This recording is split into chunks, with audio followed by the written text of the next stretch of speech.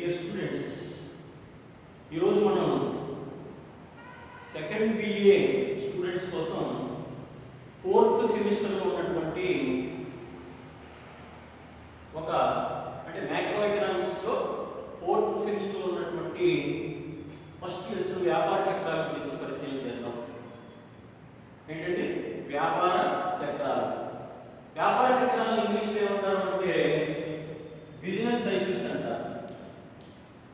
Business cycles. Cycle అంటే cycle కాదు. Cycle అంటే ఏంటంటే చక్రం, అంటే తిరుగుతూ ఉంటుంది, ఎక్కడ ఆగదు. అంటే చక్రోపాధి ప్రవాహంలో మీకు ఏం చెప్పాం ఫస్ట్ థర్డ్ సెమిస్టర్లో వినియోగదారు నుంచి ఉత్పత్తిదారులకు, ఉత్పత్తిదారు దగ్గర వినియోగం ఆదాయం సైకిల్లో తిరుగుతూ ఉంటుందని చెప్పాం.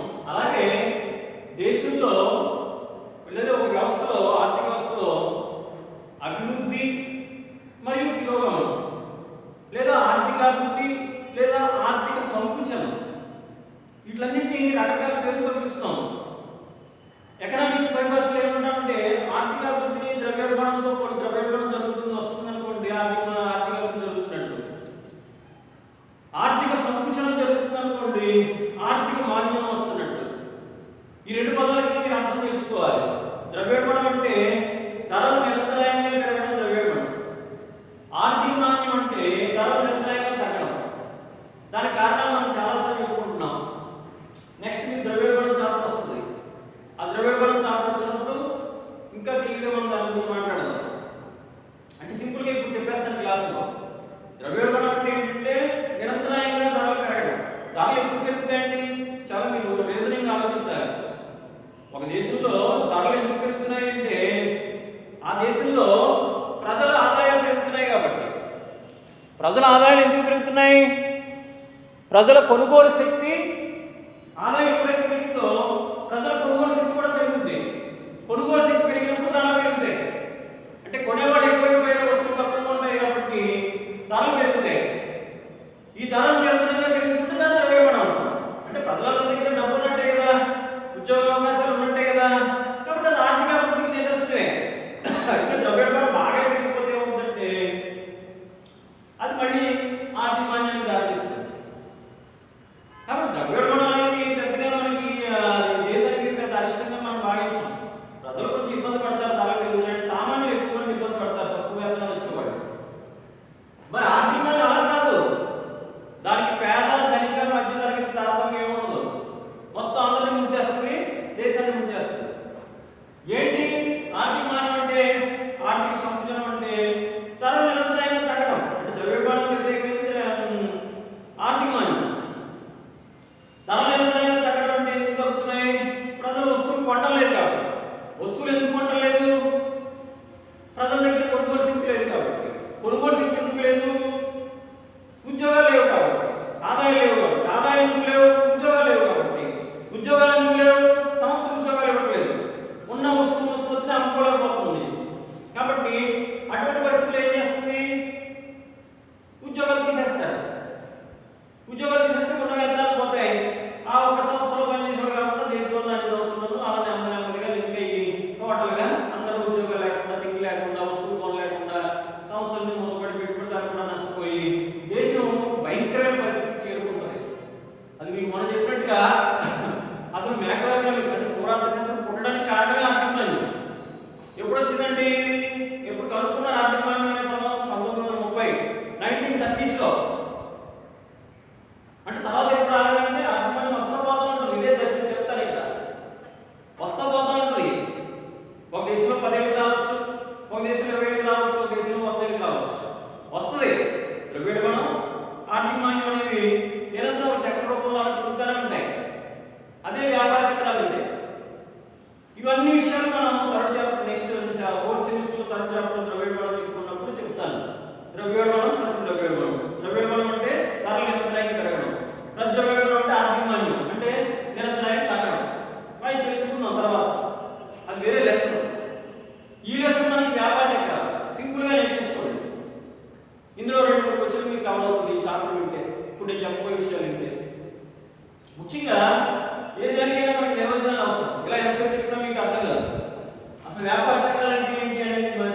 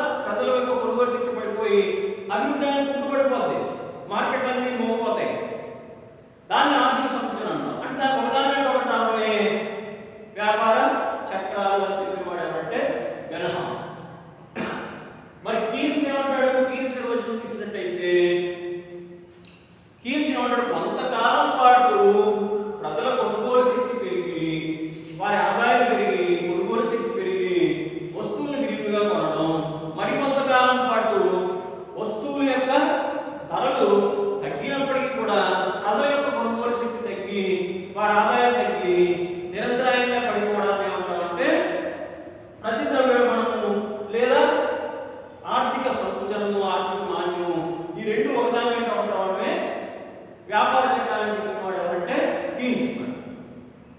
అర్థమైందండి? ఈ రెండు నిర్వచనాలు పరిశీలిస్తే టోటల్గా మన కాన్సెప్ట్ అర్థమవుతుంది. ఇప్పుడు ఈ వ్యాపార చక్రానికి ఎటువంటి లక్షణాలు ఉన్నాయి? ఈ వ్యాపార చక్రానికి ఎటువంటి లక్షణాలు ఉన్నాయి? ఎటువంటి లక్షణాలు ఉన్నాయంటే చూడండి, ఎంత కీన్స్. లయబద్ధత, శృతి లయ. శృతి అంటే గుర్తు శ్రావ్యంగా ఉండడం, లయ అంటే అయ్యో దానికి ఎక్కడ ఉంటాయి 1 2 3 అయ్యో ఆ లయం మారకుండా పాడితేనే ఆ పాట అందంగా ఏర్పడుతుంది మనకి. అందుకే పాటలు అందరూ పాడలేరు, శృతి లయ తెలియాలి. అలాగే విచిత్రంగా ఈ వ్యాపార చక్రాల దశలు కూడా చక్కగా హార్మోనియం పెట్టు మీద మెట్రిలాగా ఏమండి శృతి లయ ఎప్పుడు ఎలాగైతే మనకి మోగుతాయో అలా వస్తుంటాయి పోతుంటాయి సరిగ్గా పనిచేస్తాను. అందుకే నేను ఏమని చెప్తున్నాడు, లయబద్ధత ఉంటుంది అంటున్నాడు. లయబద్ధత అంటే ఇదిగో ఒకసారి విస్తరణ, ఒకసారి ఆర్థిక సౌకర్యం తిరోగమన, ఆర్థిక సంవత్సరం కొనవచ్చు, మళ్ళీ విస్తరణ, ఆర్థిక సౌకర్యం తిరోగమన అంతే తప్ప మధ్యలో మొదలు ఒక లయ ఉంటుంది. కాబట్టి లయబద్ధతగా ఉంటాయి ఈ లక్షణ ఈ దశలన్నీ, వీటిని దశలు అంటాం, స్టేజెస్. ఇక రెండోది ఏంటంటే విశ్వవ్యాప్తత. ఇది చాలా ఇంపార్టెంట్, యూనివర్సల్. విశ్వవ్యాప్తత అంటే ఒక దేశంలో వచ్చిన ఆర్థిక మాన్యం కానీ ద్రవ్యోల్బణం కానీ అవి అన్ని దేశాలకి పోకూడదు అన్నమాట. ఇప్పుడు 1930s లో ఆర్థిక మాన్యం వచ్చిందని చెప్తున్నాను నేను. 1930s లో ఆర్థిక మాన్యం ఎక్కడ వచ్చింది? ఇంగ్లాండ్లో వచ్చింది. అక్కడ పారిశ్రామికం రావడం వల్ల వస్తువులు ఎప్పుడైనా ఇప్పటికే పెరిగిపోయి కొనేవాళ్ళు లేక సంస్థలో పనిచేసే వాళ్ళు బయటకు తీసేసి నిరుద్యోగులు వచ్చేసి అక్కడ ఆర్థిక మాన్యం స్టార్ట్ అయింది. ఆ వస్తువులన్నీ ఇతర దేశాలకు పంపించారు, బ్రిటిష్ వాళ్ళే పరిపాలిస్తున్నారు కాబట్టి. ఎప్పుడైతే అలా పంపించారో మన దేశంలో వస్తువులన్నీ కూడా మనలాంటి దేశాల్లో అన్ని వస్తువులు కూడా అయి పెరిగిపోయినాయి. ఇక్కడ ఎవరు మన వస్తువులు కొనడం మానేశారు. దాంతో ఏమైంది, ఇక్కడ ఉద్యోగాలు పోయాయి, ఇక్కడ ఆర్థిక మాన్యం వచ్చేసింది. అంటే ఒక దేశంలో ఒక చండాలయం జరిగితే మిగతా దేశాలకు పాకేస్తారు. ఇప్పుడు చూడండి, కరోనా ఎక్కడో చైనాలో పుట్టిందన్నారు, లేదా ఆడే తయారు చేశారు, ఏదో వాదనలు ఉన్నాయి. అయితే ఆ కరోనా ఏమైంది, అసలు ఒక దేశంలో ప్రతి దేశం మార్పులు కూడా వెళ్ళిపోతుంది. థర్డ్ వేవ్ అంటున్నారు, ఫస్ట్ వేవ్ అంటున్నారు, సెకండ్ వేవ్ అంటున్నారు, డెల్టా ప్లస్ అంటున్నారు, ఏదో పేరు పెట్టేసి మనకి కరోనా ప్రపంచం చుట్టేస్తుంది. అంటే ఒక చోట ఎక్కడో పుట్టింది, అది అక్కడ ఆగిందా? అన్ని దేశాలకు వచ్చింది. ఎందుకు వచ్చింది అంటే ఇంటర్నేషనల్ ట్రేడ్ పెరగడం వల్ల, ఇతర దేశాలతో వ్యాపారం చేయడం, విమానాలు ఎక్కడ దిగడం, చైనా వైపు మన వాళ్ళకి ఉద్యోగాలు చేయడం, చైనా నుంచి వచ్చి ఇక్కడ ఉద్యోగాలు చేయడం, ఇక్కడ వ్యాపారాలు చేసుకోవడం, అక్కడ ప్రజలు ఇక్కడికి, ఇక్కడ ప్రజలు అక్కడికి తిరగడం వల్ల ఇవన్నీ జరుగుతున్నాయి. మరి 1000 సంవత్సరాలు 500 సంవత్సరాల క్రితం ఇలాంటి అసలు తెలియదు, పక్క దేశం అంటే మనకు తెలియదు, ప్రయాణాలు లేవు, చూడడం తెలియదు, రాజ్యాలను నడిచి లేవారు. అలాంటి పరిస్థితుల్లో ప్రజలు ఆరోగ్యంగా ఉండేవారు. వాళ్ళు జీవన ప్రమాణం 120 సంవత్సరాలు బతికేవారండి. ఇప్పుడు 22 సంవత్సరాలు కూడా కరోనా వచ్చి చచ్చిపోతున్నాడు, బలంగా ఉండడం కూడా చచ్చిపోతుంది. ఎందుకు ఇంత దౌర్భాగ్యం అంటే అభివృద్ధి. ఎప్పుడైతే అభివృద్ధి పెరిగిపోతుందో ఆటోమేటిక్గా ప్రజల్లో చావులు పెరిగిపోతాయి, ప్రజల్లో నైతికలు పడిపోతాయి. కాబట్టి ఆర్థిక మాన్యం కూడా 1930s అలాగే పాకిస్తుంది. 1930s తర్వాత 1970s లో వచ్చింది, 1970s తర్వాత 1980s లో వచ్చింది, 1980s లో వచ్చింది, అమెరికాలో వచ్చింది, అమెరికాలో వచ్చి ప్రపంచాన్ని చుట్టేసింది. అలా ఒక దేశంలో పుట్టి అన్ని దేశాలకి చూడుతుంటాయి. ప్లస్ అది కూడా అలాంటి అభివృద్ధి చెందిన దేశాల్లో పర్లేదు, అభివృద్ధి చెందిన దేశాల్లో వచ్చిన ఆర్థిక మాన్యం ప్రమాదం. ఎందుకంటే అది అన్ని చేతులకు చూడతాం. ఇప్పుడు మనం ఉన్నాం కూడా ఇది మూలపడకుండా మనకు పెద్దగా ట్రేడ్ లేదు, మనకి అంటే వ్యాపారం తక్కువ మనకి విదేశాలతో, కాబట్టి మన వల్ల ఎఫెక్ట్ అవ్వదు. కానీ దౌర్భాగ్యం ఏంటంటే మామూలు సామాజిక న్యాయం లాగే చూడండి, పల్లెటూరులో ధనవంతులు పేదవాళ్ళు ఎలా తొక్కేస్తాడో అలాగే ధనిక దేశాల్లో పుట్టిన ఆర్థిక మాన్యం చిన్న దేశాల మీద, పేద దేశాల మీద విశృంఖలంగా చూపిస్తుంది. అర్థమైందండి? అప్పుడు అన్ని దేశాలలో ఆర్థిక మాన్యం. కాబట్టి విశ్వవ్యాప్తత అనేది దీని యొక్క లక్ష్యం. నెక్స్ట్ ఈ 2 పాయింట్లు, కాలం, తీవ్రత. అంటే ఎంత కాలం ఉంటుంది లేదా ఎంత కాలానికి వస్తుంది అంటే దానికి ఒక పీరియడ్ లేదు. 10 ఏళ్ళు ప్రతి పీరియడ్ 10 ఏళ్ళు రావచ్చు, 20 ఏళ్ళు రావచ్చు, 30 ఏళ్ళు రావచ్చు. వచ్చింది ఎంతకాలం ఉంటుంది, వచ్చింది ఎంతకాలం ఉంటుందంటే అది చెప్పలేము. ఆ ప్రభుత్వం తీసుకునే చర్యలు బట్టి, ఆ ప్రభుత్వం అనుసరిస్తున్న విధానాన్ని బట్టి, ప్రజల్లో ఉన్నటువంటి అవేర్నెస్ బట్టి, అక్కడ ఉన్న పెట్టుబడిదారుల యొక్క ఆర్థిక స్తోమత బట్టి ఆర్థిక మాన్యం అనేది పోవచ్చు త్వరగా. 1930s లో వచ్చి 30 ఏళ్ళు ఉంది. అప్పుడు కూడా కీన్స్, మ్యాక్రో ఎకనామిక్స్ మూలకాలు కీన్స్ ఇతను రాసిన జనరల్ థియరీ యొక్క ఆర్థిక మాన్యానికి అన్నం పెట్టింది. ఆర్థిక మాన్యానికి అయిపోయింది అంటే ఆ కాలం ఆ టైంలో 1930s వచ్చిన ఆర్థిక మాంద్యం పోవడానికి కీన్ సిద్ధాంతాలన్నీ అమలుపరుచుకుని ఇంకా ఇతర సిద్ధాంతాలు అమలుపరుచుకుని మనం తగ్గించుకోవడం జరిగింది. ప్రపంచం తీవ్రత ఎలా ఉంటుంది, ఇది 4వ పాయింట్ కూడా రాయించింది. తీవ్రత అంటే ఇంటెన్సిటీ ఎలా ఉంటుంది, ఎలా ఉంటుంది చెప్పాను కదా, చాలా దారుణంగా ఉంటుంది, చాలా దారుణంగా ఉంటుంది, మామూలుగా ఉంటుంది. కరోనా కన్నా దారుణం కరెక్ట్గా చెప్పాలంటే. ఇదివరకు నేను క్లాసులో పాఠం చెప్పాను, ద్రవ్యోల్బణానికి ఆర్థిక మాంద్యానికి ఉదాహరణ చెప్పడం చేస్తానంటే, ఆర్థిక మాంద్యం ద్రవ్యోల్బణం క్యాన్సర్ లాంటిది, ద్రవ్యోల్బణం క్యాన్సర్ లాంటిది, ఆర్థిక మాంద్యం ఎయిడ్స్ లాంటిది అని చెప్పుకోండి. కానీ ఇప్పుడు కొత్తగా మీ పిల్లలు మీ జనరేషన్కి నేను మార్చి చెప్తున్నాను ఏంటంటే, ద్రవ్యోల్బణం క్యాన్సర్ లాంటిది, ఆర్థిక మాంద్యం కరోనా లాంటిది. క్యాన్సర్ మందు ఉంది, కీమోథెరపీ ఉంది, కానీ ఆర్థిక మాంద్యానికి మందు లేదు. అంటే కరోనాకు మందు లేనట్టుగా దీనికి మందు లేదు. రెసిస్టెన్స్, దేశంలో రెసిస్టెన్స్ పెంచుకుంటే అది పోద్ది, బట్ ఆర్థిక సౌభాగ్యం వస్తుంది. కరోనా పేషెంట్ కూడా అంతే కదా, హాస్పిటల్ అయితే చస్తాడు. ఇంట్లో ఉండి రెసిస్టెన్స్ పెంచుకుని మందు చక్కగా పారాసిటమాల్ లాంటివి వాడుకుంటే, ఇంట్లో జాగ్రత్తగా హోమ్ ఐసోలేషన్లో ఉండి అవకాశం పెంచుకుంటాడు, జాగ్రత్తగా మూలం కూర్చుని ఏదో తిండి తింటే బతుకుతున్నాడు. అదే హాస్పిటల్కి వెళ్ళండి 20 లక్షలు తినేసి చంపేసి సేవలు ఇచ్చేస్తున్నాడు, అక్కడేం మందులు వాడేడు. కాబట్టి ఈ వీడియో ద్వారా నేను మీకు అది కూడా చెప్తున్నాను, కరోనా వస్తే మ్యాక్సిమం 90% 99% ఇంట్లోనే ఉండి వైద్యం చేసుకున్న అందరూ బతికేసారండి. మా ఫ్రెండ్స్ అందరూ కానీ రిలేటివ్స్ కానీ. డబ్బు ఉంది కదా, లేకపోతే హాస్పిటల్కి వెళ్తే తొందరగా తగ్గిపోతే అతి వయస్సు ఎవరైతే ఉన్నారో అందరూ చచ్చిపోయారు. మా క్లోజ్ ఫ్రెండ్స్, మా లెక్చరర్స్ 38 మంది ఎయిడెడ్ లెక్చరర్స్ చచ్చిపోయారు, గవర్నమెంట్ లెక్చరర్స్. పార్ట్ టైమర్స్ ఒక ఎంతమంది చచ్చిపోయారు లెక్కలు. కాబట్టి ఎందుకు ఆగాలంటే డబ్బు ఉండి వెళ్ళకూడదు హాస్పిటల్కి, అవసరమైతేనే వెళ్ళాలి. ఆక్సిజన్ పడిపోయి ఊపిరి అందరి పరిస్థితుల్లో వెళ్ళాలి. అంతేగాని ఇలా కరోనా వచ్చింది మనకి రిపోర్ట్ అంతా అయిపోయి బయటకు చచ్చిపోయి అక్కడ వెళ్ళిపోతే చంపేస్తారు. ప్లస్ నీ ఆస్తంతా లాగేస్తారు, వెనకాల పక్కటప్పుడు నువ్వు కరోనాతో చచ్చిపోతావు, నీ ఆస్తంతా డాక్టర్తో ఉపయోగంతో ఇంట్లో నీ పెళ్ళం పిల్లలేమో తిండి లేక చచ్చిపోతారు. కరోనా ఆ విధంగా భయంకరంగా ప్రభావం తీవ్రత. అలాగే ఆర్థిక, నేను కరోనా చెప్తారంటే నేషనల్ కరోనా వాడడం చెప్తారంటే అనుకుంటున్నాను, రెండింటికి పోలి ఉంది. అంటే ఆర్థిక మాంద్యం తీవ్రత ఎలా ఉంటుందండి, వ్యాపార రంగాల తీవ్రత ఎలా ఉంటుంది అంటే చాలా దారుణంగా ఉంటుంది. ఆర్థిక మాంద్యం చెప్పాను ఇందాక, ఒక సంస్థ మూసేసారు, కొంతమంది వచ్చేసారు బయటకి, వాళ్ళకి వేతనాలు లేవు, వాళ్ళు మిగతా వస్తువులు కొనరు, ఆ మిగతా సంస్థల్లో ఫ్యాక్టరీ కూడా మూసేస్తారు, అక్కడ కూడా ఉద్యోగాలు పోతాయి. ఇదో 1 లక్ష మంది, అదో 4 లక్షల మంది, ఆ 4 లక్షల మంది మిగతా వస్తువులు కొనడం మానేస్తారు. కాబట్టి 10 లక్షల మంది, 10 లక్షల మంది వస్తువులు కొనడం మానేస్తారు. 10 కోట్ల మంది, 10 కోట్ల మంది వస్తువులు కొనడం మానేస్తారు. అప్పుడు 100 కోట్లు, 100 కోట్లలో 1 లక్ష కోట్లు, ప్రపంచం చుట్టేసి ఈ తీవ్రత భయంకరంగా ఉంటుంది, ఇంటెన్సిటీ. కాబట్టి లక్షణాల్లో మనం లయబద్ధత, విశ్వవ్యాప్తత, కాలం, తీవ్రత అని చెప్పుకుంటున్నాం. ఇక నెక్స్ట్ ఏంటంటే వ్యాపార చక్రాల దశలు. ఇది మీకు ఎస్ఐగా అడుగుతాడు, ఇది అడుగుతాడు షార్ట్ క్వశ్చన్గా. అయితే వ్యాపార చక్రాల దశలు అనేది చాలా ఇంపార్టెంట్. దీనికి లక్షణాలు దశలు డయాగ్రామ్ కూడా వేసి చూడండి. ఇక్కడ మనం దశలు చూసినట్టయితే ముందు ఒక వ్యవస్థ అనేది ఏర్పడుతుంది. ఇండియా అయినా, అమెరికా అయినా, లేకపోతే రష్యా అయినా, లండన్ అయినా, దాని చరిత్ర 1000 ఏళ్ళు ఉన్నా, 100 ఏళ్ళు ఉన్నా, ఏదో 2000 సంవత్సరాలు ఉన్నా ఒక దశ అనేది ఉంటుంది, స్టార్ట్ అవుతుంది నాగరికత. స్టార్ట్ అయిన తర్వాత ఏముందంటే ఆర్థిక వృద్ధి అనేది విస్తరిస్తుంది. చిన్న చిన్న వ్యాపారాలు పెట్టుకుని వ్యాపారాలు చేసుకుంటూ అలాగా అది అందరూ వ్యాపారాలు చేసుకుని, అందరూ వస్తువులు కొనుక్కుని, అందరికీ ఉద్యోగ అవకాశాలు వచ్చి, రైతులు సేద్యం చేసుకుని డబ్బులు సంపాదించుకున్న డబ్బుల ద్వారా చక్కగా బంగారం, బట్టలు, కాయగూరలు, ఇతర అపరాలు అన్నీ కొనుక్కుని ఆడ సొంత ఇల్లు కట్టుకుని అలాగే ఏమంటే వ్యవస్థ ఫస్ట్ బిగినింగ్లో ఎలా ఉంటుందంటే చక్కగా విస్తరిస్తాం. అంటే చిన్న పిల్లడు ఎదుగుతున్నప్పుడు మనకి ఎంత ముందు వస్తాడు, ఒక 25 ఏళ్ళు ముప్పుడుగా తయారయ్యి బాగా ఉన్నప్పుడు భలే ఉంది అమ్మాయి అంటే ఏజ్ వచ్చేటప్పుడు.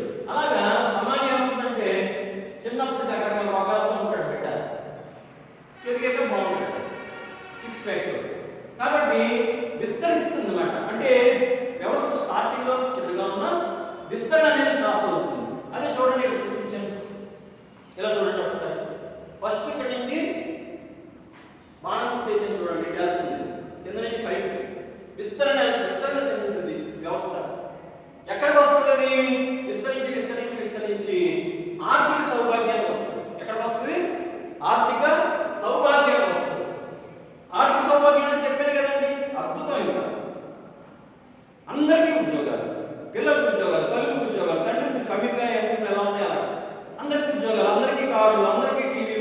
బాత్రూమ్లు, అందరికీ స్పెషల్ రూమ్స్,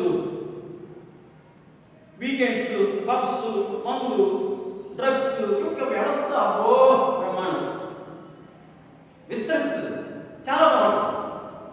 ఇప్పుడు ఇండియా కూడా అలాగే అనుకుంది. అంటే రేట్లు పెరిగిపోతున్నా ప్రజల్లో సంక్షేమ కార్యక్రమాలు కానివ్వండి, లేకపోతే ఉద్యోగస్తుల జీతాలు కానివ్వండి, ఇలా రకరకాల కాంట్రాక్ట్ లాభాలు రావడం, లేకపోతే వ్యాపారం మొత్తం మీద ఏంటంటే ఆర్థిక సౌభాగ్య దిశగా మనకి కనిపిస్తుంది అంతే. అప్ అండ్ డౌన్స్ అండి. ఆర్థిక వ్యవస్థ అంటేనే కెరటాలు వస్తాయి పడతాయి, వస్తాయి పడతాయి. కెరటాలు వస్తాయి. సముద్రం పక్కన కూర్చుంటే బీచ్కి వెళ్ళి గదులేంటి కాదు, సముద్ర కెరటాలు చూస్తే అదే జీవితం, అదే ఆర్థిక వ్యవస్థ.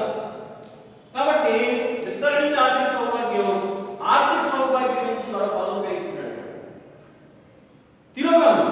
ఇంకోటి ఏంటంటే తిరోగమనం, రిగ్రెషన్. తిరిగి ప్రోగ్రెషన్ నుంచి రిగ్రెషన్లో వస్తుంది. తిరోగమిస్తుంది, పెరగడం తగ్గడం వస్తుంది. వయసు పెరిగింది, అప్పుడు ఏమవుతుంది, మళ్ళీ అద్భుతమైన గిరిజాలను అనుకుంటే ఏమైపోద్ది, తెల్లబడిపోతుంది. చక్కగా గిరిజాలు ఎవరు కడమ పెట్టుకుని చుట్టూ ఏమవుతుంది, వెనక్కి వెళ్ళిపోతుంది. బట్టతల ఒక 50 ఏళ్ళు వచ్చింది, 40 ఏళ్ళు వచ్చింది, చర్మం బుడతలు పడిపోతుంది. అబ్బా అందుకేళ్ళ అందుకెత్తిన అన్నాళ్ళు అందరూ ముసలు అయిపోయి పాపం ఇంత పొట్ల పెంచి చేసుకుని కొంతమంది తిండి లేక వెళ్ళిపోయి కొంతమంది ఇలాగా అందరూ హీనంగా తయారవుతారు. అంటే మనిషికి ఎందుకు పోలుస్తున్నారు వేస్తారంటే మనిషికి అంటే కాబట్టి తిరోగమనం అనేది వస్తుంది వ్యవస్థలో. మనిషిని పక్కన పెట్టండి, మనకి ఆర్థిక వ్యవస్థ కావాలి కాబట్టి. తిరోగమనం అంటే ఏంటి, ప్రజలందరూ కొనేస్తున్నారు, వస్తువులు కొనరు, టీవీ కొనేసేపు కొనుక్కుంటారు, టీవీ కొనేసేపు కొనరు, కారు కొనేసేపు కొనరు. ఇప్పుడు సంస్థలు ఏమైపోతాయి, నెమ్మదిగా ఒకటొకటి మూతపడడం ప్రారంభిస్తాయి. ఎప్పుడైతే మూతపడిపోతున్నాయో ఉద్యోగాలు పోతాయి, నిరుద్యోగం. ఆర్థిక మాన్యం అంటే నిరుద్యోగం. కొనుగోలు శక్తి పడిపోయింది. ఆ విధంగా ఏమవుతుందంటే కొనుగోలు శక్తి పడినప్పుడు చెప్పిన ఇందాక 15,000 నుంచి 20,000 నుంచి 10 లక్షలకి, 10 లక్షల నుంచి 10 కోట్లకి, 10 కోట్ల నుంచి 100 కోట్లకి నిరుద్యోగం తగ్గిపోతుంది ప్రపంచవ్యాప్తంగా. ఎవరు వస్తువులు కొనరు. విదేశీ సంస్థలు వచ్చి వాల్మార్ట్ లాంటివి మన దేశంలో అనుకుంటా ఉంటారు. అర్థమైందండి? కాబట్టి తిరోగమనం వచ్చేస్తుంది. తిరోగమనం అనేది ఇక్కడ చూపించాను మీకు పాఠం. తిరోగమనం తర్వాత అక్కడ ఆగిపోతాండి అంటే ఏమవుతుంది, పూర్తిగా కిందకు వచ్చేస్తుంది. దీన్ని ఏమన్నా మీకు సంకుచనం అన్నాను. సంకుచనం లేదా ఆర్థిక మాన్యం కూడా చెప్తున్నదే కదా. ఈ తిరోగమనం విజృంభించేసి తొండ ముదిరి పూసలు వేలైనట్టు ఆర్థిక మాన్యం వైపు వచ్చేస్తారు. పూర్తిగా తేజారిపోతుంది. వ్యవస్థ ఫస్ట్ ఎలా ఉంటుంది అలాగైపోతుంది. తిండి బట్ట ఏముండదు అంతే కదా. నాగరికత కాకపోవడం బట్టలు ఉన్నాయని లేవు. ఇప్పుడు అంతే కట్టి పేదరికంలో చూడండి, నగరంగా అయిపోతుంది. రావడం కూర్చోలేదు. ఒకళ్ళు ఇద్దరు కనిపిస్తారు, తర్వాత 100 అవుతారు, తర్వాత 1000 అవుతారు, తర్వాత 1,00,000 అవుతారు. అదే 70,000 చిక్కుబడి కూడా ఉన్నారు. హిప్పీల కింద పబ్బుల్లో గుడ్లు ఎక్కువ డ్యాన్స్ వేసే వాళ్ళు, ఉన్న ఫ్యాంట్ బొక్కలు పెట్టుకుని ఫ్యాంట్ వేసుకుని, ఇదంతా ఏంటిది అనాగరికతే కదా. అప్పుడు బట్టలు వేసుకోలేదు కదా, ఇప్పుడు బట్టలు వేసుకోవట్లేదు. సినిమాల్లోనూ, టీవీల్లోనూ, నెట్ఫ్లిక్స్లోనూ, వాటిల్లోనూ నగ్నత్వం. అంటే ఏంటి, ఒళ్ళు చూపించకూడదు అనేది నాగరికత. దాచుకోవడానికి మనిషి బట్టలు కనిపెట్టాడు, నా బట్టలు బట్టలు. మళ్ళీ తిరిగి ఏమవుతున్నాం, షర్ట్లకు బొక్కలు, ప్యాంట్లకు బొక్కలు. 10,000 పెట్టి 5,000 పెట్టి జీన్ ప్యాంట్ కొనుక్కోవడం, దానికి బొక్కలు పెట్టుకోరు. అంటే మన పిచ్చి ఎలా పెరిగిపోయిందంటే అనాగరికత వెళ్ళిపోతుంది, మాట పొరపాటైపోయింది. కాబట్టి చివరి స్థాయికి వచ్చేమవుతుందంటే ఆత్మమాన్యం. అక్కడ మళ్ళీ ఏమవుతుంది, అక్కడ ఆగిపోతాం వేస్తారు, అలా ఉంటుందంటే ఉండదు. మళ్ళీ వ్యవస్థలో కొత్త వాళ్ళు వస్తారు, కొత్త ఆలోచనలు వస్తాయి, కొత్త సమస్యలు వస్తాయి, కొత్త ఎప్పుడైతే పడిపోయి మళ్ళీ ఉద్యోగ అవకాశాలు మొదలెడతారు. అలాగే ఏమవుతుందంటే మళ్ళీ 10 ఏళ్ళు 15 ఏళ్ళు ఎన్నో చెప్పలేని మీకు తిరిగి వ్యవస్థ ఏమవుతుందంటే పునర్జీవం. పునర్జీవం పునర్జీవం అంటే ఒకసారి చచ్చిపోయి మళ్ళీ పుట్టడం. వ్యవస్థ ఒకసారి చచ్చిపోదు. అది ఒక్కొక్క జనరేషన్ మొత్తం ఎఫెక్ట్ అవుతుందన్నమాట. ఇప్పుడు చూడండి, మనకి పార్ట్ టైమర్స్ సమస్య ఉంది. చాలా మంది ఉద్యోగాలు పర్మనెంట్ చేయమని అడుగుతున్నారు. ఇంకా బయట సంస్థల్లో కూడా చాలా గొడవలు ఉన్నాయి. 10,000 ఉద్యోగాలు వేసాడు, 10 లక్షల ఉద్యోగాలు ఉన్నాయని చెప్తున్నారు జనాలు. కాబట్టి అలాగే గొడవ అన్రెస్ట్. ఎందుకంటే ఉద్యోగాలు ఆర్థిక సంకుచనం. కాబట్టి ఆ స్థితిని దాటిన తర్వాత వచ్చేది ఏంటి అంటే పునర్జీవం. అంటే అందరినీ పర్మనెంట్ చేస్తున్నాం, లేదా టైం స్కేల్ ఇస్తున్నాం, ఇతర సంస్థలు కూడా చేస్తున్నాం, ప్రజలందరికీ డబ్బులు ఇస్తున్నాం. సంక్షేమ కార్యక్రమాల్లో డబ్బులు ఇవ్వడం వేరు, దానివల్ల ఆర్థిక అభివృద్ధి పెద్దగా రాదు, ప్రజలు కూర్చుని తిన్నవాళ్ళు. కానీ ఒక పార్ట్ టైం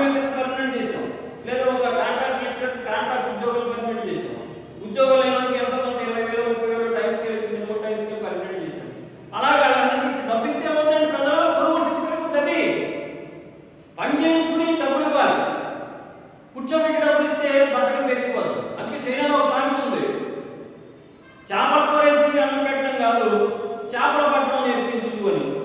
ఎంత బాగుందో చూడండి. విన్నారు? ఒకసారి వినండి. చేపల కూర వేసి అన్నం పెడితే కాదు, చేపలు పట్టడం నేర్పించు. ఇప్పుడు మీరు స్టూడెంట్స్ ఉన్నారు, చదువుకుంటా వచ్చారు ఆన్లైన్లో ఆఫ్లైన్లో. మీ అందరికీ చదువుకోకర్లేదా? మీకు స్కూల్ పిల్లలకి మధ్యాహ్నం భోజనం, రాత్రి భోజనం మేమే పెట్టేస్తున్నాం అనుకోండి. రోజు చేపల కూర, మాంసం కూర, ఇంకా పచ్చిమిరప కూర అన్ని పెట్టేస్తున్నాం, వంకాయ కూర ఇవి. ఇంకా మీరు చదువుకోవడానికి ఉద్యోగం ఇంతకెక్కడ పనుల్లో పరిస్థితి. మీకు ఉద్యోగాలు చేయక్కర్లేదు, కష్టపడి ఆఫీసులకు వెళ్ళి పార్టీ వేసుకెళ్ళి కష్టపడి ఉద్యోగాలు కోసం ఉద్యమాలు చేయక్కర్లేదు. శుభ్రంగా తినడం, ఇక్కడ బెంచీల మీద పడుకోవడం, మళ్ళీ లేవడం, పొద్దున్న మొహం కట్టుకోవడం, డ్రెస్ వేయకూడదు గవర్నమెంట్ ఇస్తే శుభ్రంగా తినేసి మళ్ళీ వినడమే. ఎందుకు వినడం? ఇంకప్పుడు వింటాడు, ఎవరు వింటాడు? వెనకాల కూర్చొని సెల్ ఫోన్ తీసుకుంటాడు. ఎందుకు చూసుకుంటారు ఎక్కువ మంది వెనకాల సెల్ ఫోన్లు? అందులో చెత్త కార్యక్రమాలను ఎందుకు చూస్తున్నారు? ఎందుకు ఇది కూడా పిల్లలు వింటలేదు పాఠం అంటే? ఎందుకు పాఠం? ఎలాగో బతికించు. ప్రతి ఒడు గౌరవించుకోడు, ఎలాగో బతికించు. ఇంకెలా చదువుతాడు? చదువు అవసరం చెప్పండి. అలా దిగజారిపోయాయండి. కాబట్టి ఆర్థిక సంక్షోభం తర్వాత ఏమవుతుందంటే అక్కడ ఆగిపోదు, మళ్ళీ తిరిగి ఏమవుతుందంటే వ్యవస్థ పునరుజ్జీవనం వస్తుంది, మళ్ళీ రిఫార్మ్స్ వస్తాయి, కొత్త తరం వస్తుంది, కొత్త విద్యార్థులు వస్తారు, కొత్త ఆలోచనలు వస్తాయి, రీసెర్చ్ వస్తుంది, మంచి మేధావులు వస్తారు, మంచి ఆలోచనలు చెప్తారు, కొత్త సంస్థలు పెడతారు, కింగ్స్ లాంటి వాళ్ళు వస్తారు, బెల్హాం లాంటి వాళ్ళు వస్తారు, ఎకానమిస్టులు. వాళ్ళు చెప్పిన సిద్ధాంతాలు అమలు చేసి మనం ఆర్థిక మాన్యం నుంచి మళ్ళీ ఏమవుతామంటే ఇంకో దశ పునరుజ్జీవనం. పునరుజ్జీవనం తర్వాత మళ్ళీ తిరిగి ఏమవుతుంది? ఆర్థిక సౌభాగ్యం. పునరుజ్జీవనం తర్వాత మళ్ళీ విస్తరణ. రాసుకోవచ్చు కావాల్సింది మీరు, రాయిపోయినా ఈ దశ చూపిస్తే చాలు. విస్తరణ స్టార్ట్ అయింది, అక్కడ ఆగదు. ఇప్పుడు స్టార్ట్ అయింది ఏమవుతుంది? పెరుగుతుంది. కాబట్టి విస్తరించి మళ్ళీ ఏమవుతుంది? ఆర్థిక సౌభాగ్యానికి వెళతాం. మళ్ళీ ఆర్థిక సౌభాగ్యం దగ్గర ఆగిపోతా? ఆగదు. మళ్ళీ ఈ క్యారెక్టర్ లాగే ఇంకో క్యారెక్టర్ వస్తుంది. మళ్ళీ ఆర్థిక సౌభాగ్యం నుంచి తిరోగమనం నుంచి ఆర్థిక మాన్యం వస్తాయి. అలాగా ఒక 10 సంవత్సరాలకి, 20 సంవత్సరాలకి, 50 సంవత్సరాలకి దశ మారిపోతూ ఉంటుందన్నమాట. దశ మారిందా అంటారు. అంటే సైకిల్ కూడా కారు వేసుకెళ్తాడు పెద్ద రోడ్డు మీద, దశ ఏం తిరిగింది. దశ అంటే అదే, దశ మారిపోద్ది. దేశంలో కూడా దశలు అలా మారిపోతాయి. కాబట్టి మనం కంక్లూడ్ చేద్దాం. సింపుల్గా అర్థం చేసుకోండి. దీనికి నిర్వచనాలు ఇచ్చిన వాడు ఎవరంటే బెల్హాము, కీన్స్. లక్షణాలు ఏంటంటే లయబద్ధత, విశ్వవ్యాప్త, దీని కాల వ్యవధి ఎంత ఉంటుంది, అలాగే దీని తీవ్రత ఇంటెన్సిటీ ఎంత ఉంటుంది అనేది లక్షణాలుగా చెప్తాం. ఇక వ్యాపార చక్రాల దశ అనేది చాలా మోస్ట్ ఇంపార్టెంట్. అందులో విస్తరణ, ఆర్థిక సౌభాగ్యం, మళ్ళీ ఆర్థిక మాన్యం.